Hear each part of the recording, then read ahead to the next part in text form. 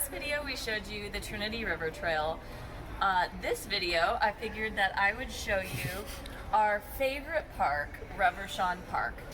To get to Reverchon, we just have to take a quick jog down the Katy Trail. The Katy Trail used to be an abandoned railroad line and is now one of the most iconic destinations in Dallas. Every year it brings over 1 million visitors to enjoy the beautiful scenery, well-maintained paths, and the splendor of the city.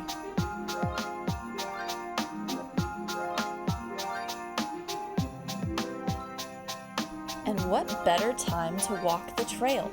November in Dallas is a wonderland of color. During these months of perfect weather, the trail can get quite crowded. Here we round the bend to Reverchon Park, which was named for noted French botanist Julien Reverchon. The land that is now Reverchon was once home to a utopian socialist farming commune called La Réunion. It was founded by French and Belgian colonists in the 1850s, but existed for only 18 months before dying of financial insolvency. In 1860, the land was incorporated into the city of Dallas. Today, the Reunion Tower is named in memory of the commune. The park was initially popular for mythical healing powers associated with the water from the Gill well. Though today it is buried and largely forgotten, the Gill well used to be a pretty big deal in Dallas. The plan was to use this hot spring water in order to turn Dallas into the hot springs of Texas. The well was named for the city water commissioner, who drilled it in 1902.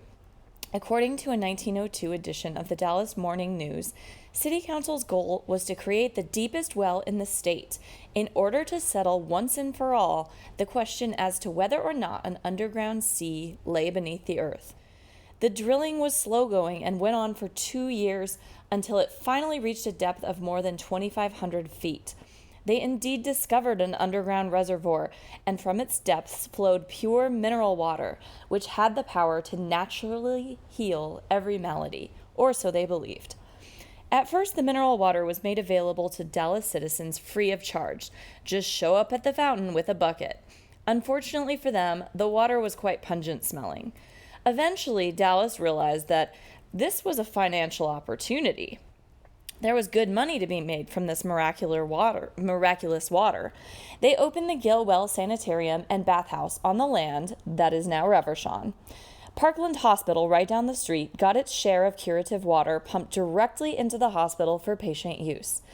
Business at the new sanitarium was very good, and the public fountains at both the sanitarium and the city hospital continued to be popular with residents who needed a boost or a cure, and they could stop by whenever they wanted for their free pail. In 1912, the city even added a natatorium. That's an old-fashioned word for a swimming pool. Although the waters are no longer here on the property, Reverchon Park maintains its mystical healing properties today. All one has to do to experience its magic is walk along its beautifully manicured paths, cross beneath its towering bridges, explore its forested trails, and gaze upon its stunning city views.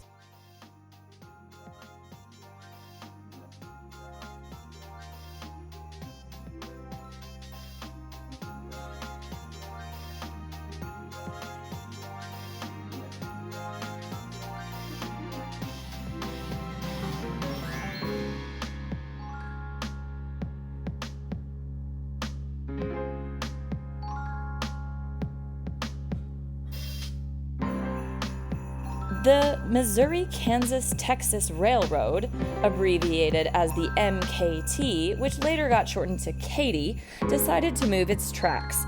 It chose to go right through this special land, and for some reason the city was not only unable to stop it, but forced to move Maple Avenue to avoid the train route.